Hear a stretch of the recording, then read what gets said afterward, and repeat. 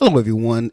I'm going to change things up a little bit with this episode, and I'm going to talk to you about something that's very important for every single business owner to know. And today I'm going to discuss legal services for small businesses. It's very important that we, protect it from a legal standpoint and also set up properly from a legal standpoint. A lot of people talk about CPAs setting you up, but you also have to have some sort of something about your business set up properly from a legal standpoint as well. That's why I want to introduce you to today's guest, who is basically has a passion for providing impactful legal services for heart-centered small business owners and solopreneurs. So with that being said, I'm going to introduce you to our guest today. We're going to talk about some legal stuff starting right now.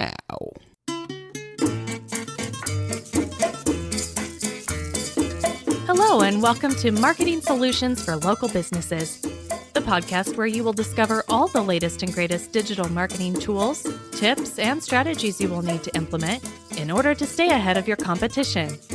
If you are not getting the results you are looking for from your digital marketing efforts, this is the podcast for you. And now, here's the host of our show, the local business guy himself, Frank Deming.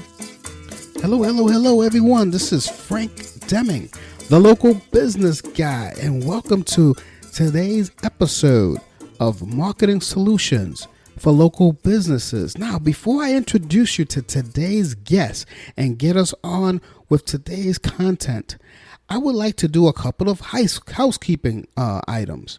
And I want, number one, I want to let you know that if you are thinking about any technical things that we've talked about on the show, any past episodes that you're probably confused about and you want to try to implement it on your own business, this is the perfect time to give us a call at 888-416-7752 or send us an email at info@lbmsllc.com, and one of our marketing specialists will help you out with whatever question you may have and tie it back to your specific industry.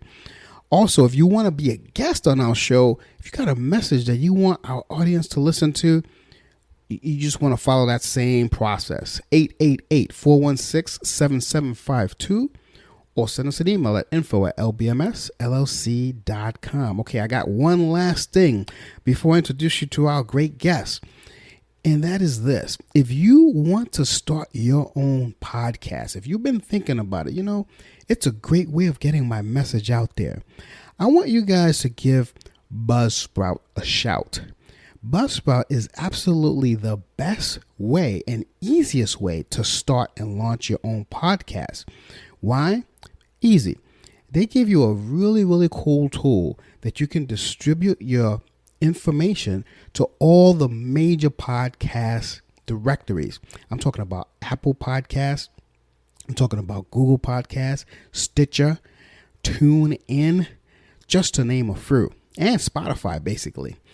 So not only that it's easy to use, they are actually masters at it. Why? Because they've helped over 100,000 people over the years launch their own podcasts. So if you've been thinking about it, you're on the fence, I ask you to give them a shout. And there's a link to their website in the show notes. I want you to go to that link, click on it, and when you do, you're actually going to receive a $20 gift card from Amazon. That actually gives them an indication that we sent you. And then, that's a way for them to say thank you for checking us out and also let them know that we sent you. All right. So Buzzsprout, the absolute best way to start a podcast. All right. Now that we got that out of the way, I want to introduce you. Like I said, I'm changing things a little bit in our topic. I'm going to get off the digital marketing aspect of things, because outside of digital marketing, there's also a business model that you have to follow. And I'm going to share something with you that happened to me a few years ago before I introduce my guest here. And when I first started my business someone told me something as wise that I thought was crazy. But they said, Frank, if you want a successful business, you need three things: A, marketing; B, a good CPA; and C, a good attorney. Hence the reason why I'm going to introduce you to Cheri Andrews, who is a fabulous attorney who happens to, as I said in the pre-intro, work with small businesses. So with that, welcome to the show, Cheri. How are you doing? I'm doing great, Frank. Thanks for having me. Hey, I'm glad you were able to do this. Hey, what do you think about that advice that astute person told me many years ago? I think they were right on the mark, and glad you got the advice when you were getting started and not when you were already in trouble. Right, right. That's true. I didn't say I listened to the advice though. But I did get that advice. But I want other people to also you know at least follow that advice and understand the importance of it. So with that, before we get into the content, I have a couple of questions. First of all, again, thanks for coming, and I have a couple of questions for you that I think my listeners would be privy to hearing, because it's something that every single business owner, especially small business owners in today's climate, really need. But before we get to that, can we hear it from you? I mean, I already said a couple of things about you in the pre-intro, but I want to hear it from your mouth. Who is Cheri Andrews? Cheri Andrews is a small business attorney in Pennsylvania who really wants to reach out and help small businesses, entrepreneurs, creatives make sure that they are legally protected and positioned for success. I bring a lot of experience to the table, but more importantly, I bring heart and soul, if you will, to the table, because I love entrepreneurs. I've been an entrepreneur, and I just really, this is where I feel called, is to help this group of people make sure that they're properly represented in the legal world. Oh wow, that's awesome. I'm glad that people like you exist in the world, because people like us, who's small business owners, we really need that kind of advice. But all right, so let me ask you. So the topic of this episode is keys to launching and running a legally sound business. So around those same lines, first of all, the first question out of the bat is, why should a small business consider registering a business entity in the first place? I mean, it's a small business. I mean, Uncle Sam's not really looking at us, are they? Unfortunately, actually, Uncle Sam is. There's two primary reasons for registering a business entity. And the first one is to protect your own bottom line. Basically, if you don't register a business entity, by default, you are a sole proprietorship, which means you are the business. There's no separation between you and the business. So you and all your personal assets, which includes your home if you own one, your bank accounts, your car, anything that you own, is up for grabs for the liabilities of your business. All those assets answer to your business liabilities. On the other hand, if you file a business entity, so if you choose to become an LLC or a registered partnership or a C Corp or an S Corp, you create a separate entity that becomes liable for those business debts and obligations and lawsuits, that protects your personal assets. So that's your first primary reason. And your second reason is Uncle Sam, because filing an LLC is basically like notice to Uncle Sam that you're serious about what you're doing. This isn't just a hobby or a side hustle. This is a business, and that you're in it to try to make money. And it makes it easier for you to leverage the tax deductions you're entitled to as a small business without Uncle Sam looking over your shoulder trying to determine if you're just a hobbyist. So, all right. Good advice there. So let me ask you this though, because I see this a lot, and I was one at one point. So what about sole proprietorship? What's that? Sole proprietorship just basically means that you're running a business on your own. You're filing it, if you're doing it correctly, as a Schedule C on your 1040. But like I said, you are the business. You don't have any separation between yourself and the business. So does Uncle Sam not see you as a serious player if you're sole proprietor? Uncle Sam tends to look more closely at those to determine if you're actually running a business or if you're just a hobbyist. And they look for, more indicia of, how many years can you carry a loss, and what types of deductions you're trying to take. It is scrutinized more carefully. So what are the pitfalls of staying small, if you will, staying a sole proprietor versus moving on to an LLC? First of all, I've seen on that, and I don't want to get too technical here, but now that I have you on, I have a guru of all gurus for small business attorneys here. So I'm gonna take advantage of you here, because I have some really, really pointed questions, and I know some other people do too. So I've noticed on that W-9, there's a sole proprietor, but you can say sole proprietor LLC. What's the difference between a sole proprietor LLC and just having an LLC? So LLC, you're either single member or multi-member. And the only difference is, for example, for me, I am a single member LLC. My law practice is a single member LLC because it is just me. I don't have employees. I don't have anyone else working for me. I'm not partnered with anyone. Whereas a multi-member LLC, you could have one or more partners that you're working with. You could have employees. Actually, you can be a single member LLC and have employees, but the minute you start spreading out to partners and other people who are owners of the business, you become a multi-member LLC.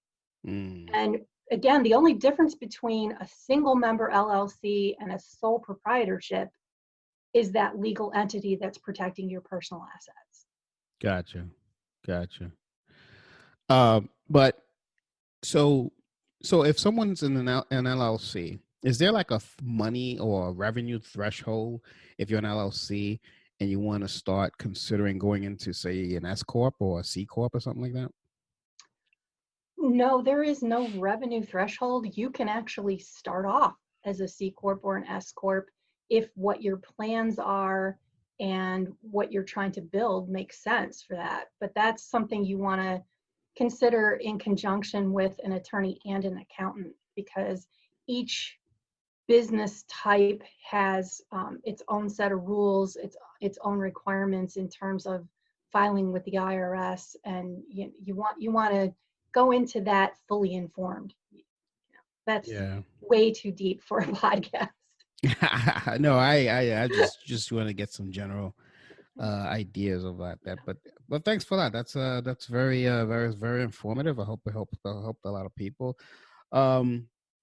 Incidentally, Cheri, if and I'm going to put a link on the show notes here, of course, but how can people get a hold of you if they have any questions about your practice? The best way right now to get a hold of me is through my LinkedIn profile, which is Cheri Andrews. I don't have a website up yet. I'm working on that, but it's a couple months out yet. You just broke my heart, Cheri. I'm sorry. We were getting along so well. No, I'm just joking. Anyway, as you can tell, my audience knows, and I'm sure I'm a jokester, and I like to keep it light. All right. So, out of curiosity, I have a couple other questions here. So, let me ask you: does a small business owner really need a contract with their customers? And I'm asking you this for a couple of reasons.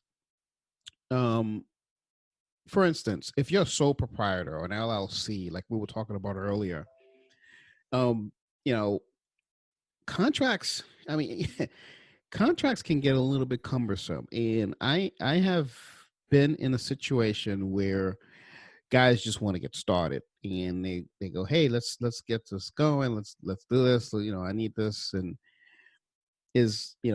can a handshake agreement be okay? Or do you think me as I'm an LLC myself, but you know, if can a sole proprietor just have a handshake agreement versus an LLC, or no?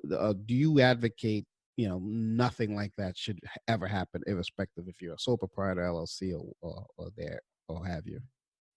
So it makes absolutely no difference whether you're a sole proprietor or an LLC. And Okay. can you run a business without contracts, with just handshake and verbal agreements? Of course you can. People have been doing it for, thousands of years.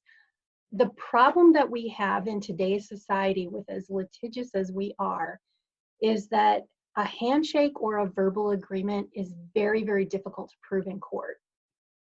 And it also never covers all of the points that you would want covered if you had a written contract. So with a written contract, you've got proof of what the agreement was, your price terms, your deliverables, whatever it is between you and the client that you've agreed to accomplish. But you also have the ability to set out a number of legal protections. So your contract can determine, if there's a dispute down the road, does it go to court? Does it go to arbitration? If it does go to court, what jurisdiction? Are you in New Jersey, where your business is located, or Pennsylvania, where your customer is located? And which state's laws govern? So, those type of things, plus limiting your liability. You can actually set out in a contract that the most you can be liable for is, for example, what your client paid you, if there's a dispute down the road, so that they can't come back to you for damages for lost business, or, distress and mental anguish because some advice you gave them just messed up the direction they were taking. You can also allocate risk between the parties. So there's a lot of things you can do with a contract that just never get covered in a verbal agreement. Yeah, that's good advice. Now, something you mentioned that just spurred on another, not a really question, but a statement. So most of my contracts, when I have it, is based on New Jersey. And it's written clearly. They're based on the laws of New Jersey. I can remember there was a guy that I had in Arizona. I want to say maybe 5-6 years ago now. And because he read that, I think he got an attorney or something. It was so weird because I was waiting for him to sign the contract, and there was nothing. Like, days came by and nothing happened. Then when he came back, he says, "Oh, my attorney advised me to make sure that this is under Arizona law." And I'm like, why? Long story short, we didn't do the business, but it's interesting that you pointed that out. That does matter, and then that was the only incident in my 13 years of business that had ever happened. So it's interesting. I don't even know why. What is the advantage? I guess I do have a question. So what's the problem? Like, why would he? And I know you're not in his head, but why would he say, "Well, no, my attorney advised me that it has to be under Arizona law because that's where I am"? What would that advantage be to him? So there's two things. Every state's laws are different in terms of how long you have to sue under a contract, what rules apply, how you interpret contracts. It varies from state to state. And the other half of the equation is where you're bringing the suit. So as a business owner in New Jersey, if you are going to be sued, you're going to prefer that it be litigated in New Jersey because that's convenient to you. Your customer in Arizona is going to much prefer that you have to, fly your butt out to Arizona and litigate in his backyard, where he knows and his attorneys know their rules. And, then it also depends. Some states are more contract friendly than others. Some states tend to prefer the business owner. Some states prefer the consumer. California is very, very consumer friendly. And as a business owner, that wouldn't be a place you'd want to have governing law. Delaware has the most advanced and longest history of contract law. So that's a good one to use as a default if you're in two different places. It's kind of a default choice. So it's a question of where you want to be sued and which rules you want to play by. Where you want to be sued? Yeah. I don't think I want to be sued anywhere, but Well, and there again, having the contract actually allows you to prevent suits, because if your contract says you can only sue me in the state of New Jersey, and the guy's in Arizona, chances are he's not going to want to sue you because he's not going to want to come out to New Jersey to right. litigate his issues. Yeah. It makes it easier to settle things out of court. Yeah. You see, those are the ugly things of business. I mean, I love business. Tell me, there's nothing better than it. I would never, ever, ever go back to a regular 9 to 5. Knock on wood. But those are the ugly parts of it. The thinking about this is why I'm glad you were able to come on the show, because I want to point out that everything isn't always rosy in the line of small business ownership. Which is why you need somebody like a Cheri Andrews in your corner. So, all right. So definitely do a contract, no matter how big, how small. Am I reading you correctly? I mean, it could be like $1 million contract or even $1,000 contract, correct? Absolutely. I mean, as an attorney, I get engagement letters for engagements that are a few $100s. Even a few $100 bucks. Okay. Yep. All right. Well, you heard it from the great Cheri Andrews herself. So I definitely will, keep that in mind. The reason I say that is because there are times when it's a small thing, and you're probably going to slap me in my face for this if you were next to me, that I go, all right, yeah, we'll just do it. Let's rock it. I mean, there's such a small little thing, like for instance, a website move that's like very minimal. Let's move the website, and I don't have a contract written. So Frank, I would never, ever, ever slap you in the face, but I might punch you in the arm over that and just tell you, hey, even for the small things, it's not that hard to have a templated contract that's already basically ready to go. And all you need to fill in is your price term and your deliverable. So you have this templated thing. It's a 2 or 3 page agreement, and it's ready to go. And all you change out is the name of your client and what the price and the deliverable is. So there's no reason to not have one. Boom. Okay. Makes sense to me. As a matter of fact, once this thing is done, I'm gonna go with templates. So I'm gonna write a note down to make sure I do that next time. So out of curiosity, what one thing you could tell a small business owner like myself that would be the most impactful for them? Like, what's that one nugget? I'm always looking for nuggets on the show. I don't know why. People, maybe am I asking for too much, Cheri? I don't know. As an attorney, would you say it's too much? That's not too much, Frank. For me, actually, what I would be doing is reiterating the very sage advice you got when you were starting. But I put a slightly different spin on it, and it's this. As a small business owner, don't go it alone. You have no reason to, and you're much smarter if you don't. You need a team behind you to help you navigate the areas where your skill set doesn't cover it. So if you're not an accountant or you don't have special training in bookkeeping, you want a bookkeeper or an accountant or a CPA in your back pocket. And if you don't know your way around the law, yeah, you want an attorney. And my suggestion with that is, don't wait until you're in trouble. Call an attorney. You want a relationship with an attorney early on in your business, because what we can do for you up front with the correct contracts, policies, getting your business entity set up, can prevent you from ever getting in trouble at all. It can save you all of that headache and hassle down the road. And, it can save you money down the road. Yeah. Yeah. I got to tell you, I totally agree with that. Because, I could, for instance, number one, the first thing you said about like having a team.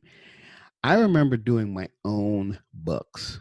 I dreaded the first of the month because I had to do my reconciliations, my all this stuff. And I was like, this is not what I signed up for. And it took me a while to trust somebody with my numbers. And then I hired somebody, and it's a blessing to have that. And I never have to worry about my books. And I But happen to know your bookkeeper, and she's phenomenal. she's the best of the best of the best. So I was I was it was a big hurdle for me in terms of CPA. Like now they have a thing where they have a CFO type of an arm in their business, and I'm taking full advantage of that, where they help me with some financial stuff. And it's pretty, I mean, I gotta tell you, having that kind of advice, that kind of power behind you, it's priceless. So I really glad you said that. Yeah, so you're utilizing the services of an outside CFO, Chief Financial Officer, to help you with your business. And what I'm basically offering is to be an outside CLO, which is Chief Legal Officer, or outside General Counsel. That's the services that I'm offering small businesses to make sure that all of those pieces of the puzzle are in place. Yeah. I mean, that will help anybody do that. Now, you're currently licensed in Pennsylvania, correct? Correct. And Okay. I just signed up for the multi-state professional responsibility exam. It's in October, which is the first step towards me getting licensed in a couple other states. Look out, world! Here comes Cheri Andrews. That's awesome. I love it. Yeah, because we need people like yourself. So I'm glad you're doing this, and especially now with COVID, I think the fact that you're doing it outside of Pennsylvania is key as well, because there are certain people that don't have the talents that you have, and they're out in Michigan, let's say, and they don't have what the talents that you bring, and can help a small business. Let me ask you a question. um what is the difference between, in terms of your services, that is, between, say, a business like myself, which is online? I can do business with anyone in the world, thank God. um or in a business, let's say like a CPA firm or a nail salon that has to do business with someone locally. Does your service change? Does the legality of that business change? What's your take on it? What's your advice on something like that? Okay, so for someone who operates remote virtually, you have a lot less pieces of the puzzle, shall we say, to worry about. If you have a brick and mortar, and now, let's take the nail salon as an example. Now you're reopening, you have to look at all kinds of regulations that are on you about how many people you can have in your space at a time, and whether you have sneeze guards at the cash register and drapes between the stations, where people are being serviced, to keep everybody 6 feet apart. Whereas a virtual business doesn't ever have to think about that, because you're sitting in the comfort of your own home or office, wherever you might be, and you're already socially distanced without any problems. So it does make a difference in what they have to consider to be operating legally right now. Yeah, it's funny because I go to this barber, and he always takes my temperature every time I go in there. It's so funny. So yeah, you're right. I mean, and it's funny how everything has gone up since COVID. when they reopened, I used to get a haircut for $15. Now it's 20,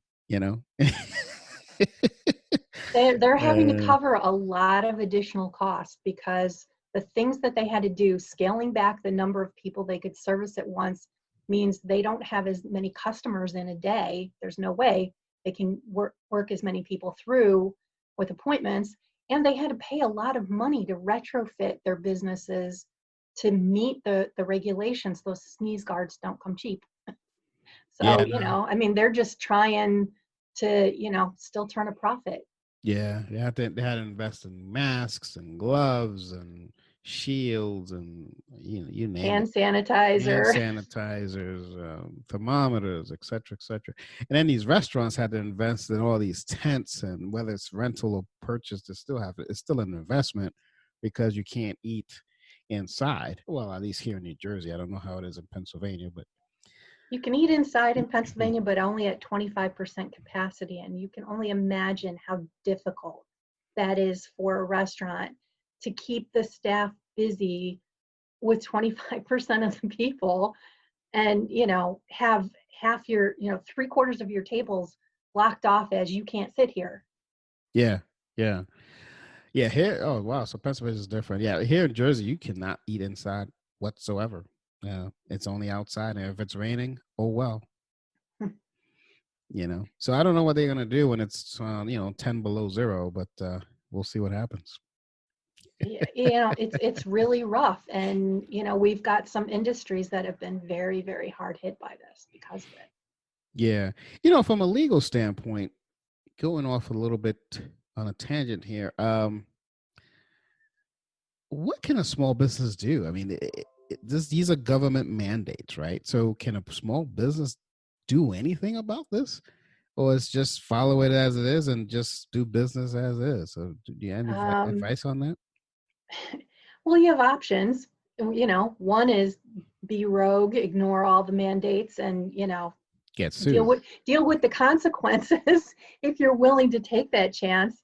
The other one is, follow the mandates, which is probably the smarter choice, and make the best of the situation. Which let's be honest, it sucks, but you make the best of it. You can always lobby legislators and try to get things changed, but unfortunately that process takes a while. It's not going to get you resolution overnight. The biggest thing I would say to small business owners, though, is try to take advantage of any of the government programs that are currently happening that you might Yeah. qualify for. Yeah. The PPP PPP, loans and EIDL. different. I know that different counties are coming out with their own programs, so keep abreast of what those are and work with your accountant and your attorney to get involved in as many of those as you can take advantage of. Yeah, for sure. I totally agree. It's I was hit hard with COVID when it first hit.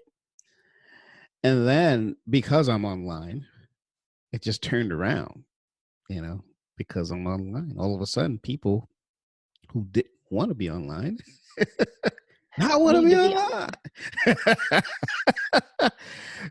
Well, what do you know? I've been telling you that for years. There's a lot of companies that had to make that pivot on very short notice, because it was that or go out of business. And Right. so, if you're anybody that's selling goods, getting it online and, at least being able to make e-commerce sales, keeps your business afloat while you're trying to figure out what to do with your brick and mortar store. Yeah. So I'm going to put a little bit of focus on you here, Cheri, if you don't mind. I'm going to shine the light on Cheri Andrews here for a minute, or a few minutes anyway. What are the services that you offer small businesses? What can you offer a guy like Frank Deming and Local Business Marketing Solutions? So my services cover contracts, policies. So for instance, website policies like privacy policies, trademarks, copyrights,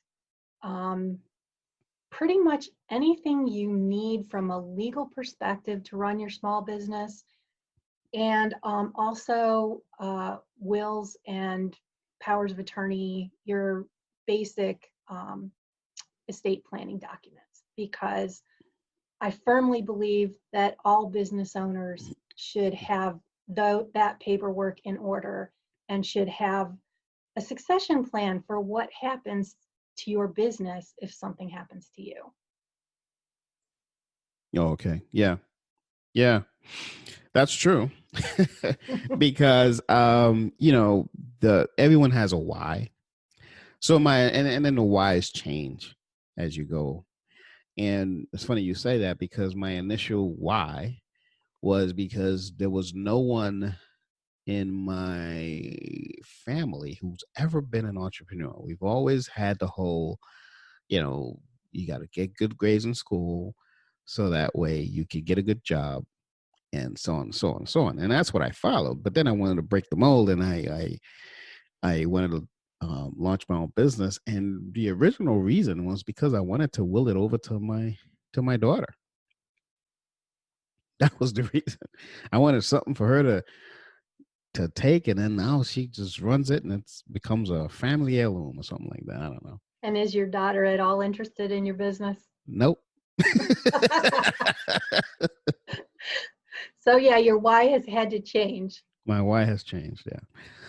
But all right, so that's cool. Going back to the original question, so those are the services that you offer, but there are a multitude of attorneys who do the same thing. What makes you different from another attorney who's offering the same to small businesses? So there's two things that I like to point out. First is that I understand small business needs, and small businesses have small budgets. So my services are flat rate and subscription-based models, so you're not worrying about hourly fees and never knowing what your bill is going to be. If you hire me, you know upfront what you're going to pay for what you're asking for. And the second thing is that I understand small businesses from a very personal perspective. Throughout my legal career, I have always had a side hustle.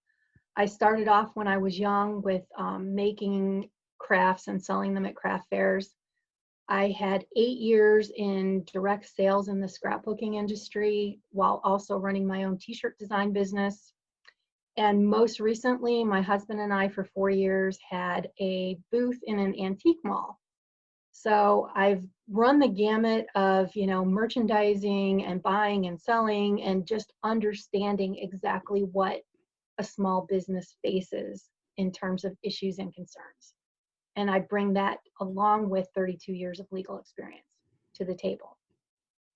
Wow, that's phenomenal.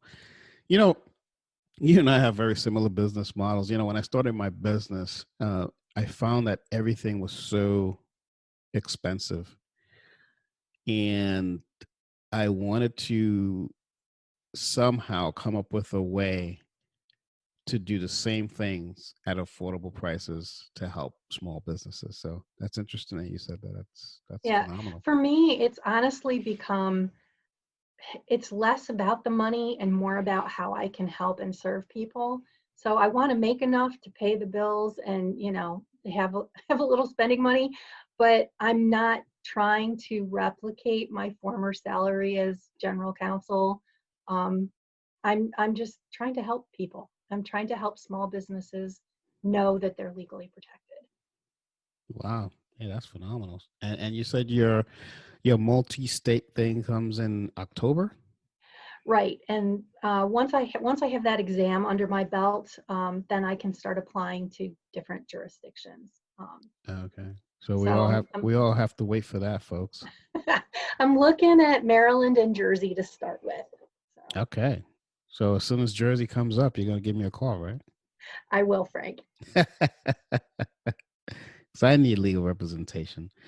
I got a CFO. I don't have a CLO yet. So I'll wait until October. I don't have a problem with that.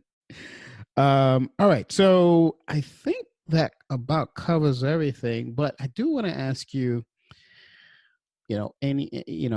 one last thing. Like, so other than this thing that you're doing in October, what's next for Cheri Andrews? Like, what you're working on now? What's your other pet project, if you will? Anything that's interesting that you want to share with us?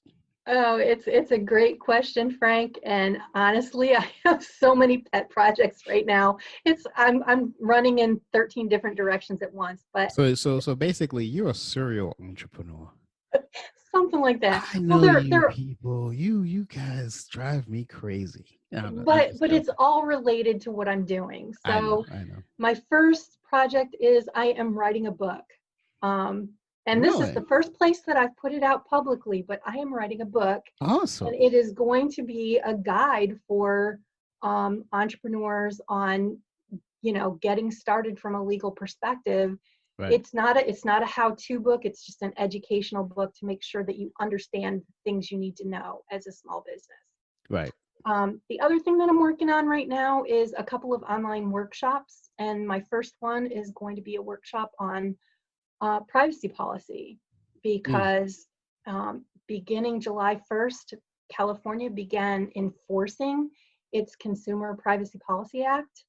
And yeah. any website that collects names and addresses or emails, Right. or that even has metrics. So if you're collecting IP addresses and clicks and views, if there's even a chance that a California consumer could end up on your website leaving information, you fall under that act, and you need to have a privacy policy in place.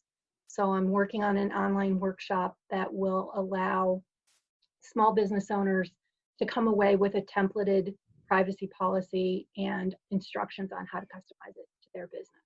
And when is that workshop going to be held? I'm running a beta version in September that's only open to a couple certain groups, and then hoping to clean it up and offer it in October. Okay. So if we follow Cheri on LinkedIn, you'll probably get announcements on it. So I would ask people to head over to the show notes, click on the Cheri Andrews link, and start following her, because you don't want to miss something like that. I mean, again, this is again off topic of what we typically talk about on the show, but I think it's important because at the end of the day, marketing is one thing, is an aspect, but if you're not legally sound, you can lose it all anyway. So why risk it? So with that, I think unless you have one more thing to say, if you have one more zinger, I want to bid farewell to this. But if you have a zinger that you want to share with us, another thing that you want to share with us, that's fine. If there's something that you feel that I missed, that I didn't ask, that you think that will help my listeners, feel free to let me know. I'm out of zingers, Frank, but I am going to reiterate something you just said because Shoot. I think it's really important. And that is, yeah, talk to an attorney, get your policies in place, because you're working hard as an entrepreneur to make this business happen. And the last thing you want is to have all the work you've done just evaporate, go, out the window, and you lose your business because you missed some, fine point in your legal piece of your puzzle. Yes. You don't want to end up getting sued because you infringed somebody's trademark, or getting hit with some big fine from California because you don't have a privacy policy in place, or any myriad of things. And so much of that can be avoided and prevented up front if you just work with an attorney. That is awesome. Now that is how you end a podcast on on legal advice. So that is so awesome, Cheri. I'm looking forward to this workshop. I'm looking forward to keeping. I'm connected with you on LinkedIn, obviously, but I'll look out for it, and so I'm hoping that everyone else here follows suit and follows her as well. But until Yeah, and we if, meet. if you connect with me on LinkedIn, you can also connect to my LinkedIn business page, And that's where I'll be announcing the privacy policy workshop when it opens up. Okay. So be on a lookout for that. You said it's in September. Yeah, my beta version is in September, and then it'll roll out to, for more general use in October, November timeframe. Okay. So, but October, remember, you got that general thing. Yeah, I don't. Like I said, I have a lot going on. You got a lot Frank. going on. I want to, because hey, I know where I'm going to go for a CLO, so I'm waiting. Even if I have to wait till 2021 is good. I've been gone this long without a CLO. I could wait a couple of more months. So with that, folks, I am going to bid farewell to this episode. As always, keep your digital marketing heads on, and always download each one of our episodes, because we're always giving you top-notch advice on digital marketing and how to protect your digital marketing entities, which is what we just talked about today. My name is Frank Deming, the local business guy, and you've just been informed and blessed by the great Cheri Andrews. Take care, folks. Until the next episode, bye for now. Peace out. Thanks for listening to another episode of Marketing Solutions for Local Businesses, the podcast where you will discover all the latest and greatest digital marketing tools, tips, and strategies you will need to implement in order to stay ahead of your competition. Don't forget, any links that were mentioned during the broadcast will be available to you in the show notes, so be sure to grab them while you have the chance. Incidentally, if you have any topics that you would like for us to discuss on the show, be sure to send an email to the email provided in the show notes, or click the Contact Us link and let us know what topic you would like us to help you with, and we'll be sure to add it to our schedule. If you would like for Frank and his team to look at your digital marketing presence and give you a free evaluation, simply click the Request a Free Consultation link in the show notes to get a hold of them. That being said, until our next episode, make it a successful digital marketing day. Peace out.